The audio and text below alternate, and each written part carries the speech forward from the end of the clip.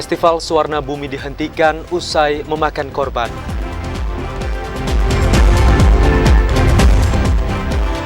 Direktur RSUD Raden Matahir klarifikasi penolakan pasien. LPG 3 kg langka, Pemkab Muaro Jambi perketat pembelian gas di pangkalan.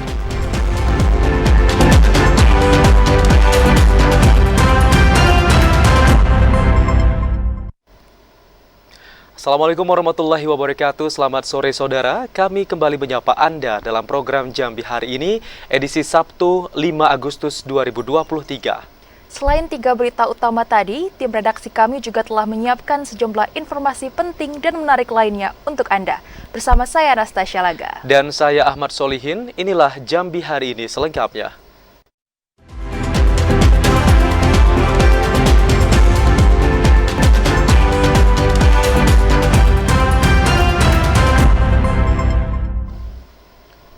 Saudara, petugas kepolisian menghentikan Festival Suwarna Bumi yang dilaksanakan di Danau Sipin, Kota Jambi. Festival ini dihentikan pasca seorang nahkoda perahu meninggal dunia. Festival Suwarna Bumi yang dilaksanakan di Danau Sipin, Kota Jambi akhirnya dihentikan petugas kepolisian. Dihentikannya festival ini pasca seorang nahkoda perahu wisata yang ditumpangi oleh Wakil Wali Kota Jambi meninggal dunia saat memperbaiki mesin di tengah danau pada Jumat kemarin. Kapolsek Lanai-Pura Jambi, AKP Hareva mengatakan, sesuai perintah Kapolresta Jambi, beberapa festival yang dijadwalkan berlangsung selama 3 hari ini terpaksa dihentikan petugas kepolisian. Dihentikannya festival ini guna meminimalisasi kembali terjadinya korban jiwa dan menjaga kenyamanan bersama pasca insiden tersebut. Dari Bapak Kapolres Jambi terkait masalah kegiatan dari event Suwarna Bumi karena kita ada korban, jadi perintah beliau jelas siang ini juga kita lakukan penghentian kegiatan dari lokasi rest area dengan tujuan jangan sampai ada korban berikutnya. Jadi sudah kita sampaikan kepada panitia untuk kita himbau untuk menghentikan kegiatan. Sebelumnya, seorang nahkoda kapal bernama Selamat Riyadi, warga Kebun Kopi, Kelurahan Teho, Kecamatan Jambi Selatan, Kota Jambi, tenggelam di tengah Danau Sipin. Pria ini tenggelam setelah memperbaiki perahu yang kandas diakibatkan surutnya air danau. Korban sempat terjun ke danau untuk memperbaiki perahu, namun tidak timbul kembali hingga dievakuasi tim SAR gabungan. Ashar, TVRI Jambi, melaporkan. Ya saudara, fenomena alam berupa uap panas menggemparkan warga desa Simburnai, Kabupaten Tanjung Jabung Timur beberapa waktu lalu. Setelah diperiksa, uap itu mengandung amoniak dan sulfur cukup tinggi. Penemuan oleh warga yang awalnya diduga gas di Dusun Karya, Desa Simburnai, Kabupaten Tanjung Jabung Timur beberapa waktu lalu bukanlah semburan gas. Ternyata fenomena alam itu merupakan semburan air panas yang mengandung amoniak dan sulfur. Kabid Pengendalian Pencemaran dan Peningkatan Kapasitas Lingkungan Dinas Lingkungan Hidup Kabupaten Tanjung Jabung Timur Rispa mengatakan, dari hasil peninjauan dan pengecekan langsung ke lokasi, semburan uap panas dari dalam tanah itu akan terasa hangat jika tersentuh oleh kulit manusia, serta memunculkan gelembung yang terkadang menghasilkan asap tipis. Dari sampel yang dibawa ke Provinsi Jambi, hasilnya tidak mengandung gas seperti dugaan sebelumnya. Usai sampel itu dicek di laboratorium, uap panas yang dihasilkan itu kadar amonia dan sulfur yang cukup tinggi jika diukur dari kadar parameter baku mutunya. Kandungan amonia mencapai 0,2077 mg per liter dan sulfur 4,37 mg per liter. Dibutuhkan tim ahli khusus untuk menentukan asal-muasal sumber air panas tersebut. Saat ini, Dinas Lingkungan Hidup Kabupaten Tanjung Jabung Timur akan mengambil langkah selanjutnya dengan berkoordinasi bersama pihak BKSDA untuk melakukan pengamatan dan pemeriksaan lebih lanjut terkait fenomena alam yang terjadi di wilayah Simburnai. Kliva Patria, TVRI Jambi melaporkan. Saudara, usai disidak Gubernur Jambi Al-Haris, Direktur RSUD Raden Matahir Jambi secara tegas menyangkal adanya dugaan penolakan penanganan pasien yang akhirnya berakibat pada kematian. Direktur Rumah Sakit Umum Daerah Raden Matahir, Herlambang, memberikan klarifikasi dan secara tegas menyangkal adanya dugaan penolakan yang akhirnya mengakibatkan pasien asal Kecamatan Mestong, Kabupaten Muaro Jambi itu meninggal dunia.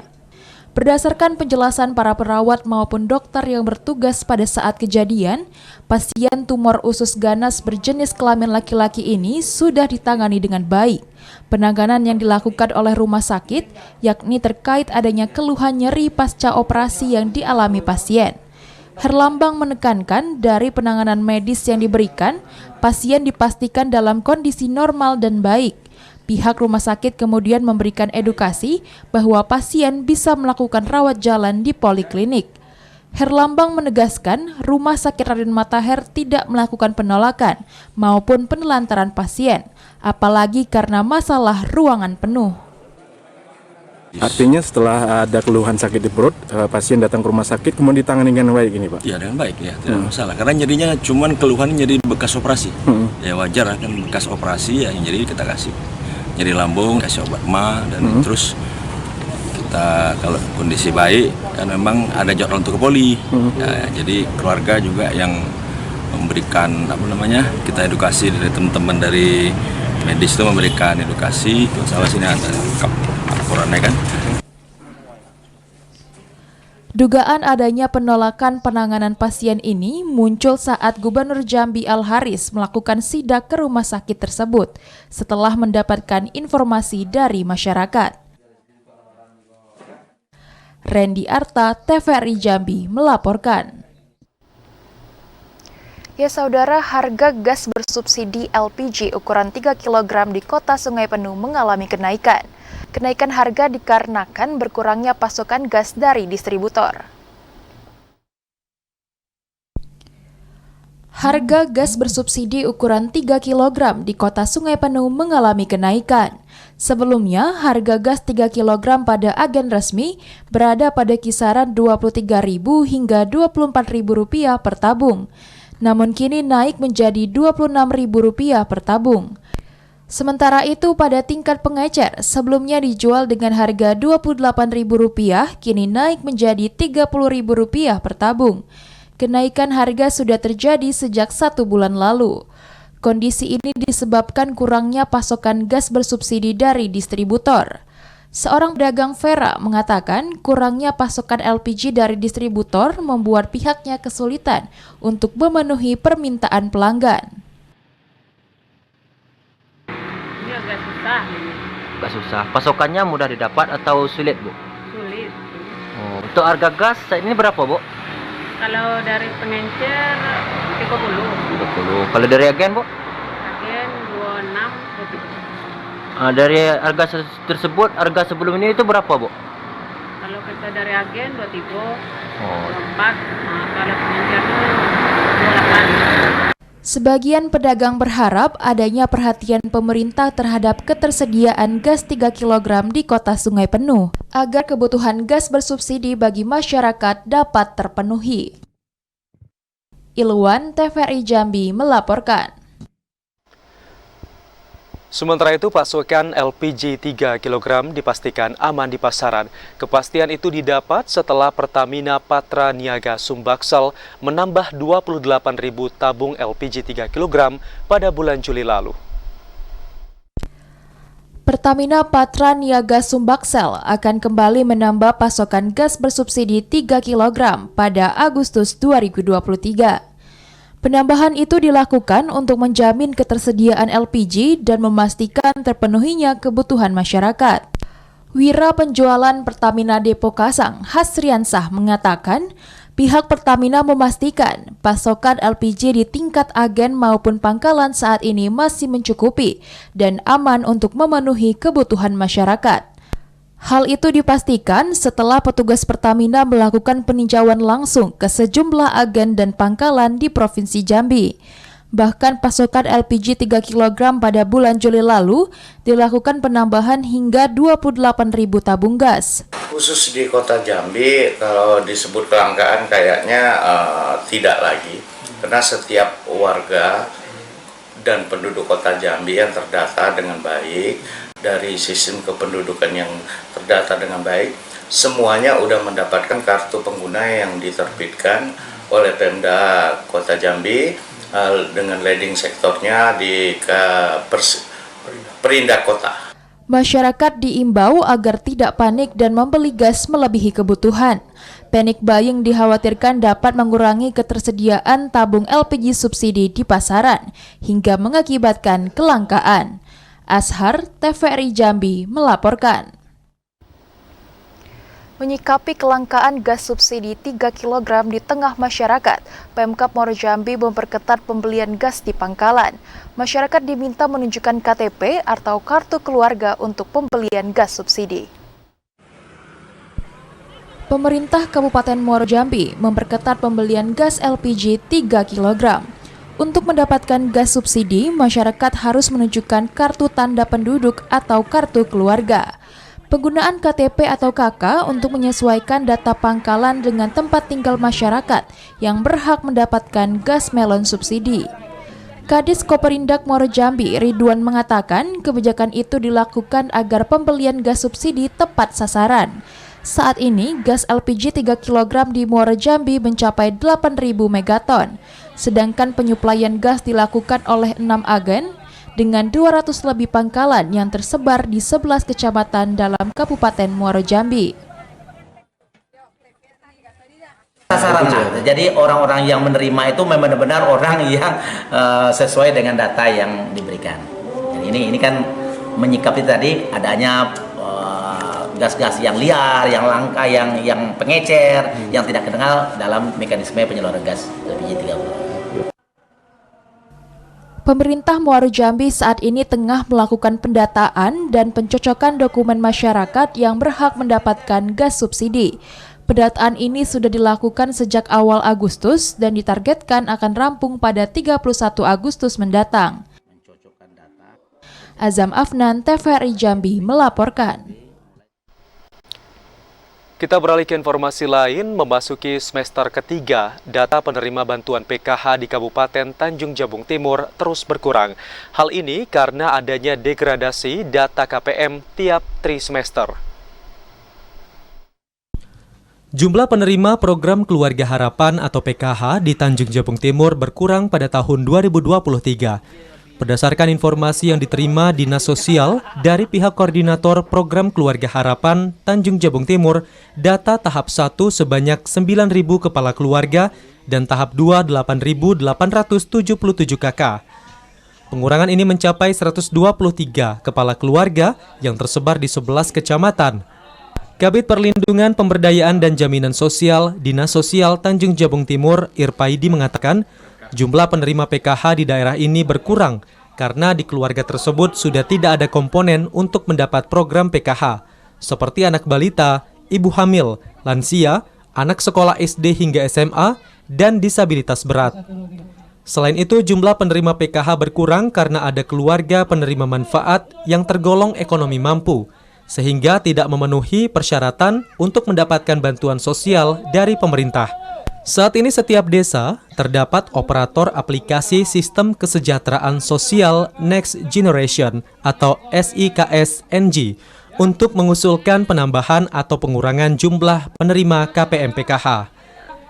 Terkait dengan penilaian terhadap kondisi keluarga, bagi warga setempat yang tidak dan berhak menerima PKH tersebut adalah pemerintah desa masing-masing. Sebelumnya, Dinas Sosial Tanjung Jabung Timur memberikan penilaian terhadap keluarga warga yang berhak menerima PKH. Namun sekarang pemerintah desa yang langsung memberikan penilaian warga yang berhak dan tidak berhak menerima bantuan. Khalifa Patria, TVRI Jambi melaporkan. Ya saudara, Kejari Sungai Penuh telah menerima 13 aduan dari masyarakat terkait pengelolaan dana desa hingga pengelolaan aset yang dilakukan oleh pemerintah desa. Terkait hal itu, pihak Kejari Sungai Penuh akan berkoordinasi dengan inspektorat, baik di Kabupaten Kerinci maupun Kota Sungai Penuh. Berdasarkan data dari Kejaksaan Negeri Sungai Penuh, tahun 2023 ini pihaknya telah menerima 13 berkas aduan dari masyarakat terkait pengelolaan dana desa, BUMDes hingga pengelolaan aset desa. Kasih Intel Kejari Sungai Penuh, Andi Sugandi Darmansyah mengatakan, terkait laporan masyarakat tersebut pihaknya tengah melakukan koordinasi dengan pihak Inspektorat Kabupaten Kerinci. Sementara itu, hasil audit laporan pemeriksaan LHP Inspektorat dan dari hasil pendalaman berkas, maka Kejaksaan juga akan melakukan audit ulang. Untuk saat ini sudah ada beberapa kasus dana desa yang masuk dalam tahap pendalaman, berdasarkan data yang dihimpun oleh Kejaksaan Negeri Sungai Penuh. Itu Bang, kasus yang diadukan masyarakat itu apa saja Bang mungkin? Kalau untuk terkait dana desa hampir rata-rata terkait dengan pengelolaan baik DD maupun ADD, ditambah lagi dengan pengelolaan BUMDes, Badan Usaha Milik Desa, dan ada beberapa yang sedang kita dalami juga terkait dengan pengelolaan aset desa. Andi Sugandi juga menyampaikan di antara laporan yang masuk ke Kejaksaan Negeri Sungai Penuh pada umumnya berasal dari masyarakat Kabupaten Kerinci. Jumlah laporan yang masuk sekitar 70% Kabupaten Kerinci dan 30% dari Kota Sungai Penuh. Ilwan, TVRI Jambi melaporkan. Ya saudara, KPU Kabupaten Tebo sampaikan hasil verifikasi administrasi perbaikan dokumen Bacalek. Informasi selengkapnya akan kami hadirkan usai jeda. Tetaplah bersama kami di Jambi hari ini.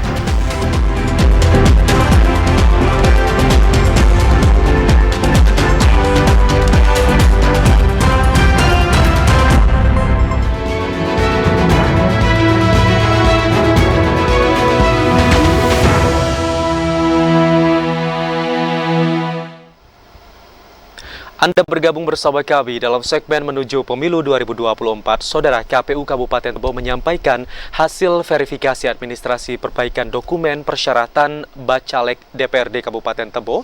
Tercatat dari 381 Bacalek, baru 298 orang yang memenuhi syarat.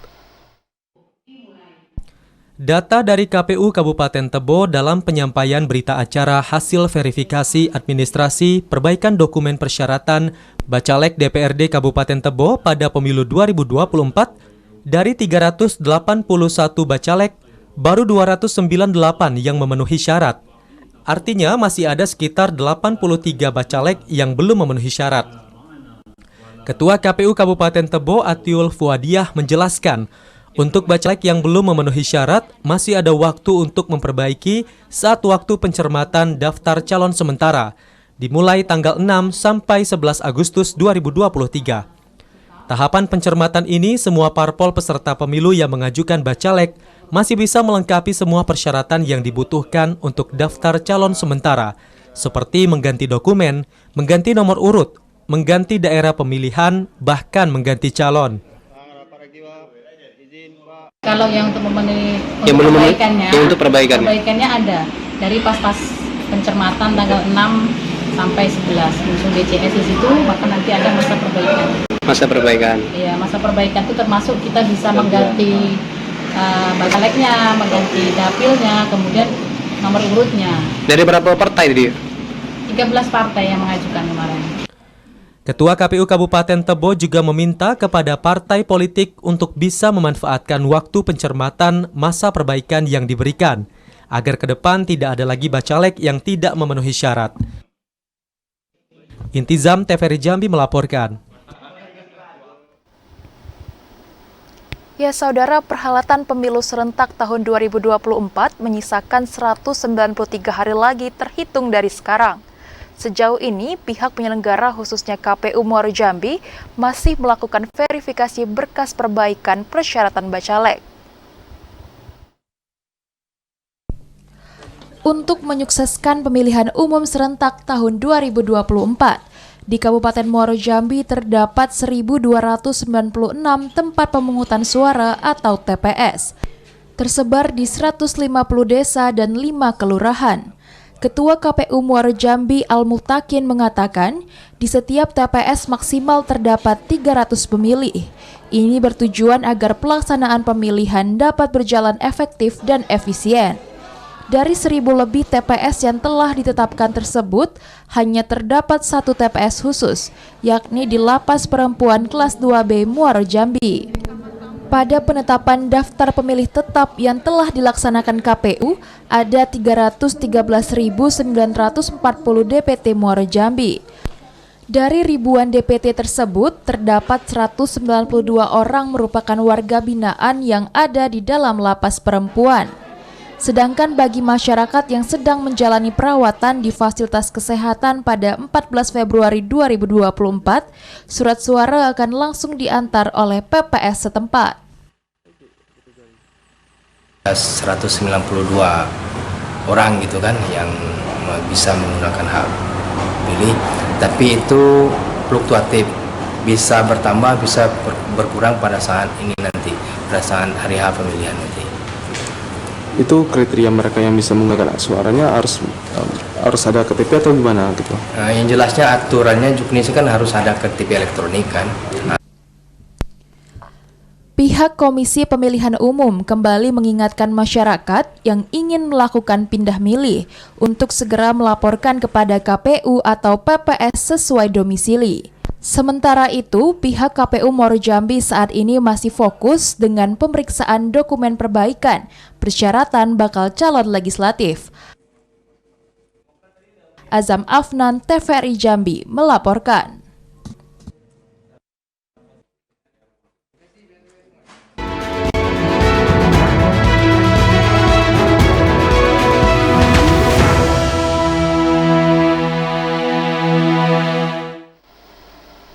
Saudara, untuk memastikan Provinsi Jambi mampu menjadi tuan rumah yang baik, Gubernur Al-Haris dan Wakil Gubernur Abdullah Sani meninjau pembangunan Islamic Center dan Arena STQ di Arena MTQ Jambi. Gubernur Al-Haris bersama Wakil Gubernur Abdullah Sani meninjau pembangunan Islamic Center dan tempat pelaksanaan seleksi Tilawatil Quran Nasional di Arena MTQ. Gubernur mengatakan persiapan matang pembangunan area STQ harus dipastikan agar Provinsi Jambi mampu menjadi tuan rumah yang baik. Penyelenggaraan STQ direncanakan berlangsung bulan Oktober 2023. Ini menjadi tenggat pihak kontraktor agar mampu melaksanakan pembangunan dengan sempurna sesuai perencanaan. Gubernur menekankan pihak ketiga yang terlibat dalam proses pembangunan bisa bekerja maksimal dan memastikan proyek-proyek ini selesai sebelum batas waktu yang ditentukan. Pematapan tempat penyelenggaraan kegiatan nasional tersebut ditargetkan dapat memberikan kesan mendalam bagi para peserta yang hadir dari seluruh daerah di Indonesia. Gubernur juga menegaskan agar seluruh pihak bisa bekerja dengan baik dan memastikan penyelesaian pekerjaan ini. Nah, tentu kami mesti menyiapkan dengan baik. Ya, Pak Wagub selaku Ketua LPTQ, dan tentu karena ini adalah peristiwa nasional dan ini juga menyangkut dengan Al-Quran, kita ingin nanti persiapannya matang, ya, persiapannya matang, dan semua daerah di Indonesia ini senang dan bangga bisa hadir di Jambi nanti. Karena itu kita berharap dengan perusahaan-perusahaan yang terlibat di sini, pihak ketiga, pengawas dan konsultan bekerja maksimal, awasi kegiatan di sini dengan baik, yang tepat sebelum waktunya sudah clear semuanya, selesai dengan baik. Nah, kita bisa mengadakan STQ nasional di Jambi nanti, ya, kita harapkan. Berdasarkan informasi yang diberikan pihak kontraktor pada pemerintah Provinsi Jambi, progres pembangunan arena STQ sudah lebih dari 50%. Randy Arta, TVRI Jambi, melaporkan. Ya saudara, Gubernur Al-Haris pimpin rapat pemantapan agenda kunjungan Menteri ATR BPN.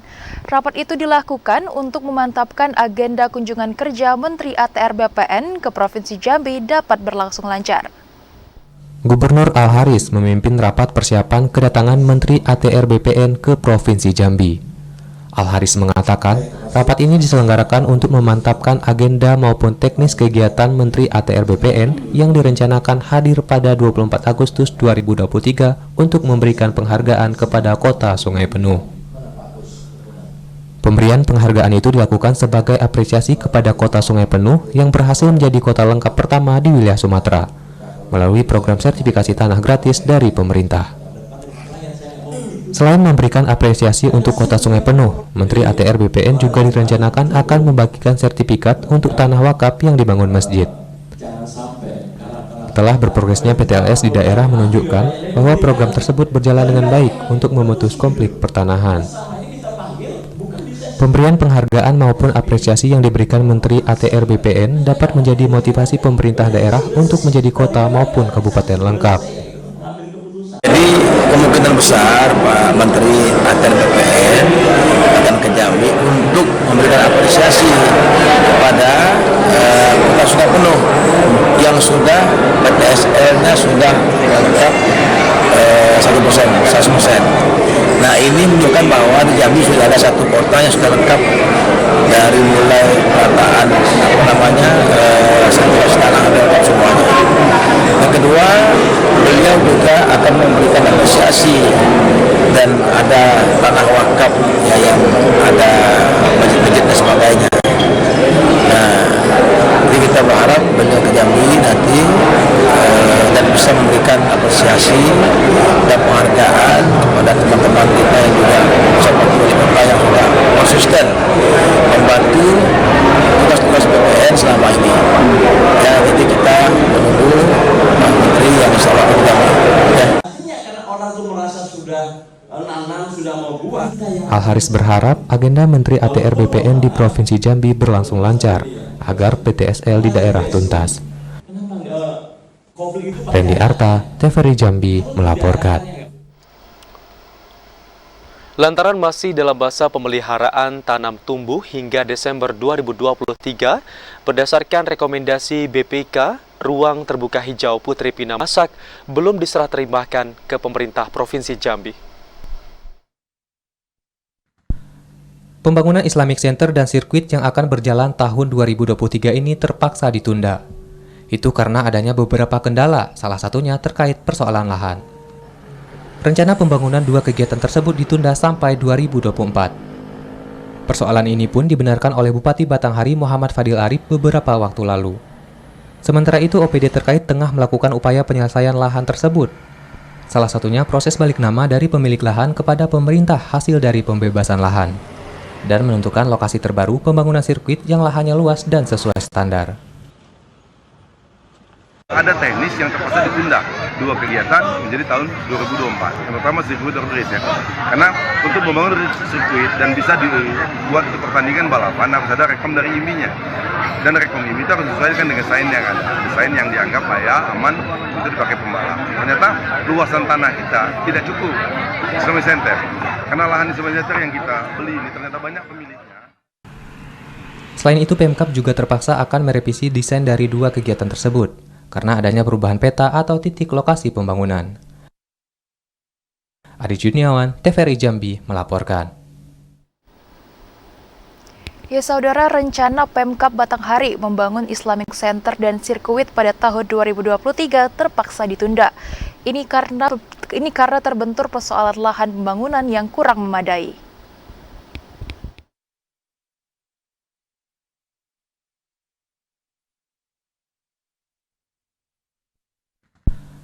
Pembangunan Islamic Center dan sirkuit yang akan berjalan tahun 2023 ini terpaksa ditunda. Itu karena adanya beberapa kendala, salah satunya terkait persoalan lahan. Rencana pembangunan dua kegiatan tersebut ditunda sampai 2024. Persoalan ini pun dibenarkan oleh Bupati Batanghari Muhammad Fadil Arif beberapa waktu lalu. Sementara itu, OPD terkait tengah melakukan upaya penyelesaian lahan tersebut. Salah satunya proses balik nama dari pemilik lahan kepada pemerintah hasil dari pembebasan lahan, dan menentukan lokasi terbaru pembangunan sirkuit yang lahannya luas dan sesuai standar. Ada teknis yang terpaksa ditunda 2 kegiatan menjadi tahun 2024. Yang pertama sirkuit road race ya. Karena untuk membangun sirkuit dan bisa dibuat untuk pertandingan balapan harus ada rekam dari IMI-nya. Dan rekam IMI itu harus disesuaikan dengan desain yang ada. Desain yang dianggap layak, aman untuk dipakai pembalap. Ternyata luasan tanah kita tidak cukup di Summer Center. Karena lahan di Summer Center yang kita beli ini ternyata banyak pemiliknya. Selain itu, Pemkab juga terpaksa akan merevisi desain dari 2 kegiatan tersebut karena adanya perubahan peta atau titik lokasi pembangunan. Adi Juniawan, TVRI Jambi melaporkan. Kabupaten Muaro Jambi segera menetapkan Sungai Suakandis menjadi kawasan cagar budaya bawah air.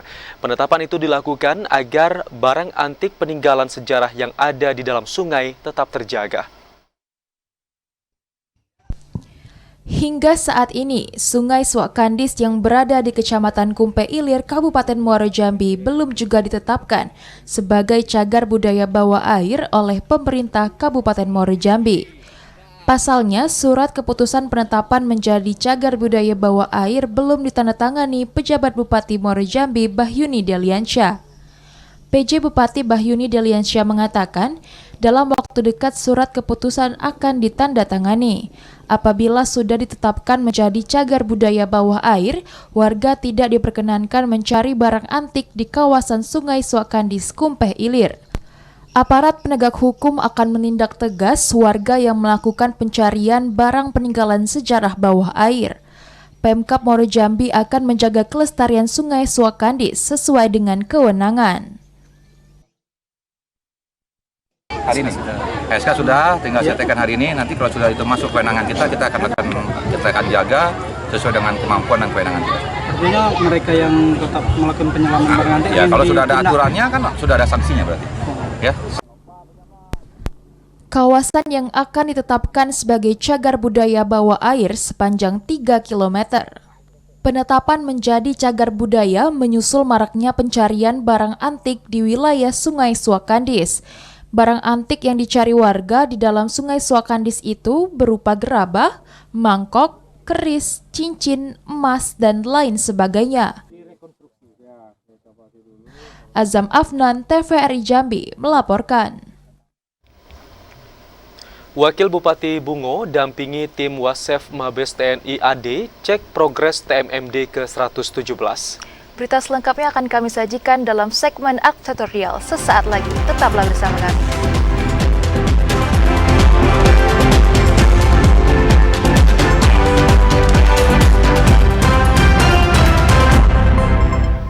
Ya saudara, Anda masih bersama kami dalam Jambi hari ini dalam segmen Advertorial.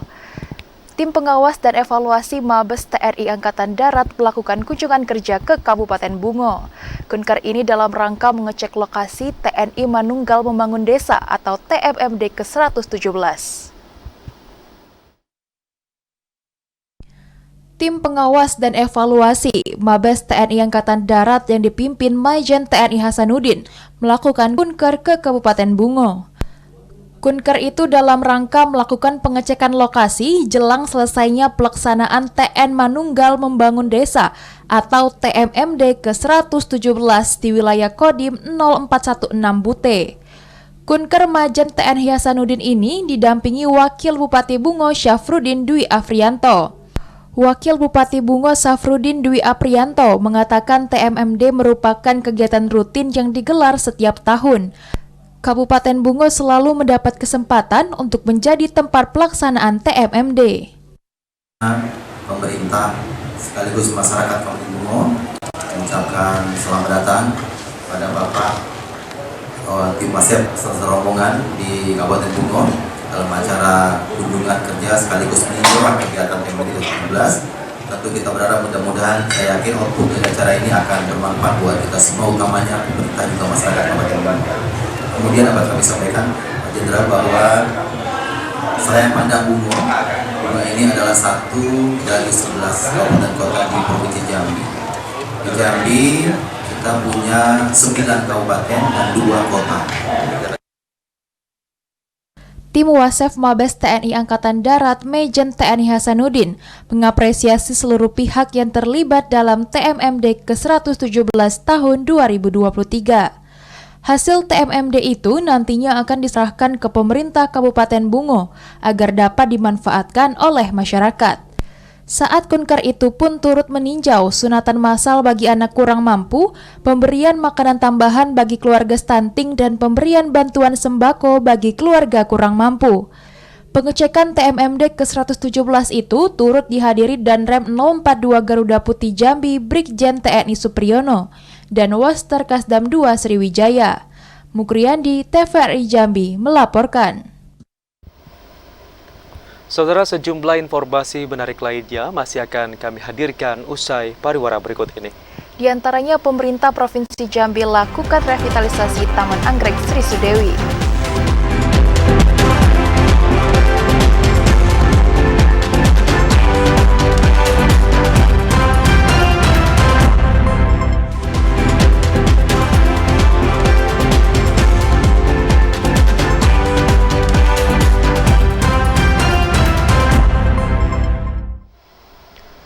Terima kasih Anda masih bersama kami di Jambi hari ini. Saudara, kasus kekerasan hewan yang terjadi di Jambi dilaporkan ke polisi oleh Yayasan Animal Defender Indonesia. Yayasan itu menuntut agar memberikan pelaku efek jera dan menjadi pelajaran untuk orang lain. Yayasan Animal Defender Indonesia asal DKI Jakarta mendatangi Mapolresta Jambi. Kedatangan yayasan tersebut melaporkan kekerasan terhadap anjing yang terjadi di kawasan Mayang, Kecamatan Kota Baru, Kota Jambi. Sebelumnya yayasan itu juga sudah melapor ke Polda Jambi terkait aksi mutilasi kucing yang diduga terjadi di Desa Bernai, Sarolangun dan viral di media sosial. Laporan itu agar polisi kembali mengungkap tindak kekerasan terhadap hewan. Saat ini Jambi disorot lantaran kerap terjadi tindak kekerasan terhadap hewan. Selain itu, diharapkan para pelaku akan jera jika berurusan dengan polisi dan menjadi pelajaran untuk masyarakat lainnya. Tindak kekerasan terhadap hewan bila terus dilakukan pelaku dapat merubahnya menjadi psikopat dan menargetkan manusia. Harapan kami bahwa ini menjadi efek jera bagi para pelaku kejahatan yang terkait dengan hewan gitu ya, agar tidak diulangi dan tidak semena-mena, dan menjadi edukasi bagi masyarakat bahwa ada undang-undang perlindungan hewan nih yang harus kita hormati juga, hak hidup hewan dan satwa yang ada di sekitar kita. Jangan sampai nanti menjadi presiden buruk dan terjadi hal-hal yang tidak diinginkan seperti dilaporkan ke polisi dan kena pidana. Kasus tersebut saat ini sudah ditangani aparat kepolisian. Yayasan Animal Defender Indonesia berharap agar aksi kekerasan terhadap hewan tidak lagi terjadi. Menurutnya, jika hewan sejahtera, maka ekosistem alam terjaga. Ari Haryono, TVRI Jambi, melaporkan. Ya saudara, ditarget 342.000 masyarakat mendapat vaksinasi COVID-19, ternyata hingga saat ini masih ada 60.000 lebih masyarakat yang belum vaksin. Meski status kedaruratan pandemi sudah dicabut, namun vaksinasi COVID-19 masih menjadi syarat perjalanan jauh. Berdasarkan catatan Dinas Kesehatan Moro Jambi, hingga saat ini masih ada 60.589 masyarakat yang belum divaksinasi COVID-19. Pemkab Moro Jambi memastikan tim vaksinasi dan ketersediaan dosis tercukupi bagi masyarakat yang ingin divaksin. Pemkab mengimbau agar masyarakat dapat segera mengikuti program vaksin di fasilitas kesehatan seperti puskesmas. Mengingat di tahun 2024, pemerintah akan mulai menggunakan skema berbayar untuk vaksin COVID-19. Cakupan vaksinasi COVID yang masih berproses, khususnya di tahun 2003 menjelang karena masih belum berbayar.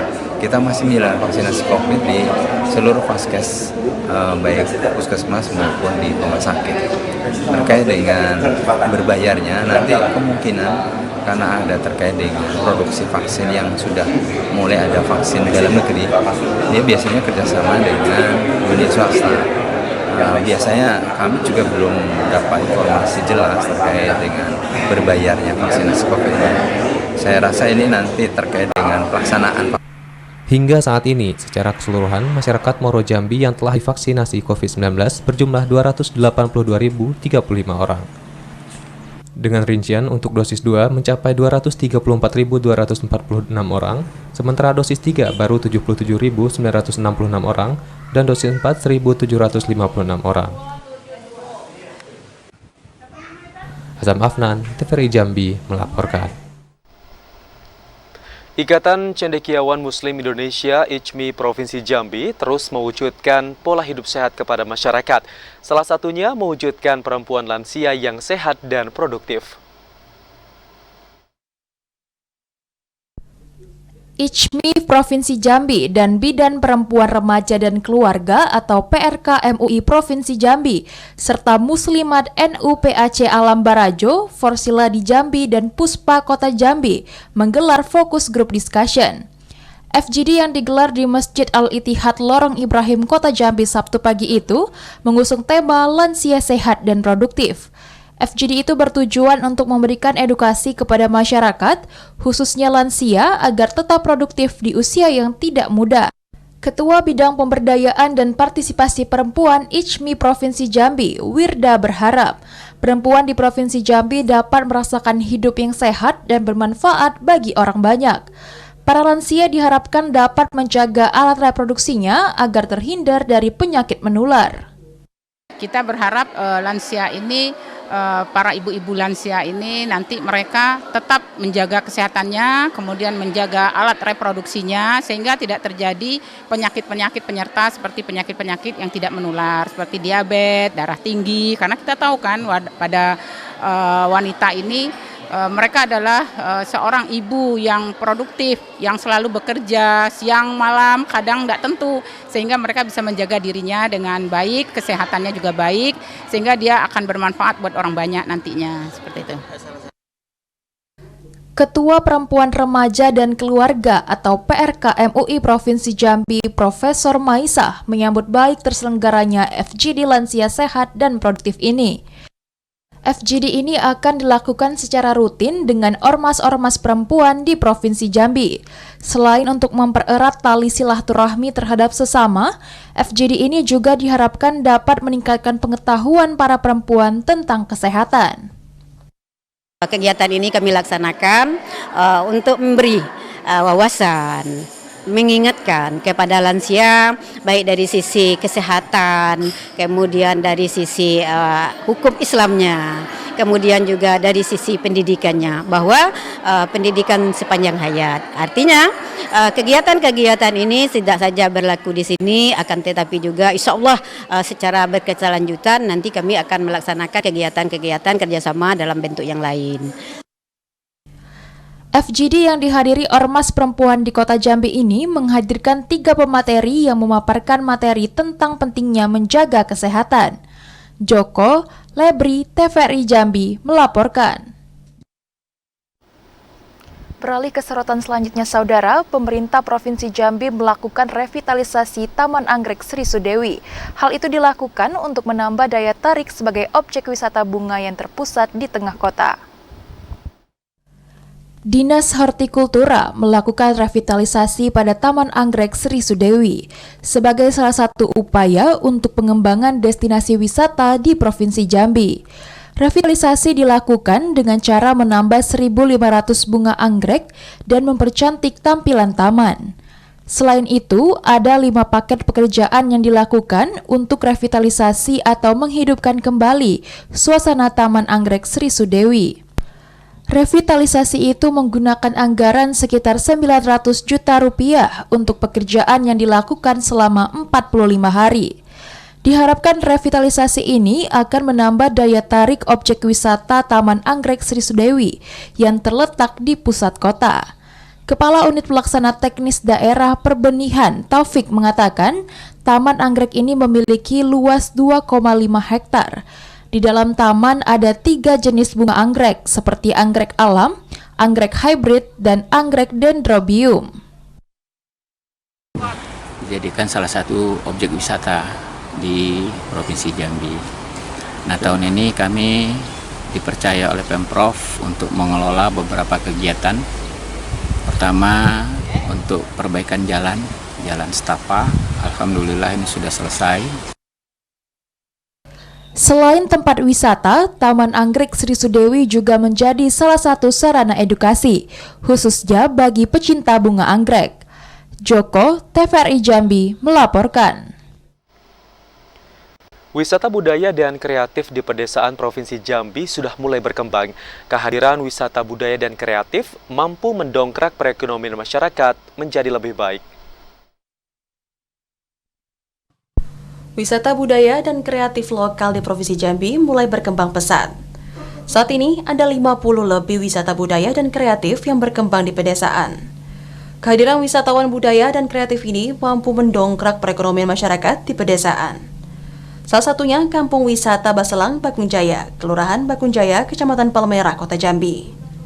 Kampung Wisata Baselang, Bakung Jaya merupakan wisata budaya dan kreatif di bidang perkebunan sayur, sehingga banyak pengunjung yang datang untuk belajar bercocok tanam sayur-sayuran.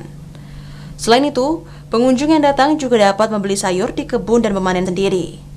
Hal ini menjadi mata pencarian tambahan bagi masyarakat setempat melalui Kampung Wisata Baselang, Bakung Jaya.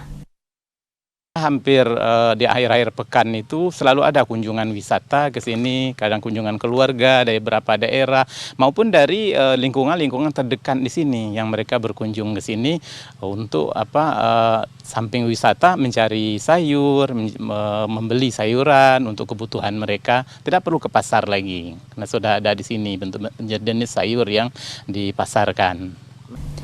Kampung Wisata Baselang Bakung Jaya akan terus dikembangkan agar lebih baik, sehingga wisatawan dapat kembali berkunjung ke wisata Baselang Bakung Jaya. Hampir Sabtu Minggu itu kita sudah dikunjungi oleh warga-warga lokal daripada Kota Jambi, bahkan dari kabupaten-kabupaten di sekitaran Kota Jambi seperti Muaro Jambi, Tanjung Jabung Barat, dan Tanjung Jabung Timur. Saat ini, Kampung Wisata Baselang Bakung Jaya telah banyak dikunjungi wisatawan. Setiap akhir pekan, banyak wisatawan lokal yang datang dan melihat langsung cara berkebun sebagai sarana edukasi. Joko TVRI Jambi melaporkan. Memeriahkan HUT ke-61 LPP TVRI Stasiun Jambi bersama Kadin Provinsi Jambi menggelar berbagai kegiatan di halaman TVRI Jambi. Salah satunya lomba mewarnai tingkat TK. Berbagai kegiatan dan perlombaan digelar Kamar Dagang Indonesia Kadin Provinsi Jambi bersama para pelaku UMKM Jambi di halaman TVRI Stasiun Jambi. Kegiatan bertajuk Gebiar UMKM Jambi ini digelar dalam rangka memeriahkan Hari Ulang Tahun LPP TVRI ke-61 24 Agustus 2023. Kegiatan yang digelar seperti bazar dan lomba mewarnai tingkat TK. Lomba mewarnai tingkat TK digelar pada Sabtu pagi dan diikuti anak taman kanak-kanak dari berbagai yayasan. Seorang panitia, Zainab, mengatakan untuk lomba mewarnai mengangkat tema Hari Kemerdekaan karena bertepatan di bulan Agustus yang identik dengan sukaria Hari Kemerdekaan. Ini dalam rangka Gebiar Pemersatu UMKM bersama Kadin menyukseskan acara ulang tahun TVRI Jambi. Ini kan karena sudah masuk dalam 17 sudah masuk Agustus, jadi kita masuk ke tema kemerdekaan. Para peserta lomba antusias mewarnai lembaran kertas gambar, sedangkan para orang tua tidak diperkenankan mendampingi agar anak dapat mewarnai sesuai dengan imajinasinya untuk meningkatkan perkembangan otak anak. Suwaibatul, Iwan, TVRI Jambi melaporkan. Sampai di sini saudara, kami menemani Anda dalam program Jambi hari ini. Terima kasih atas perhatian dan kebersamaan Anda. Dan akhirnya saya Ahmad Solihin. Dan saya Rastasya Laga beserta seluruh kerabat kerja yang bertugas pamit undur diri. Wassalamualaikum warahmatullahi wabarakatuh. Dan sampai jumpa.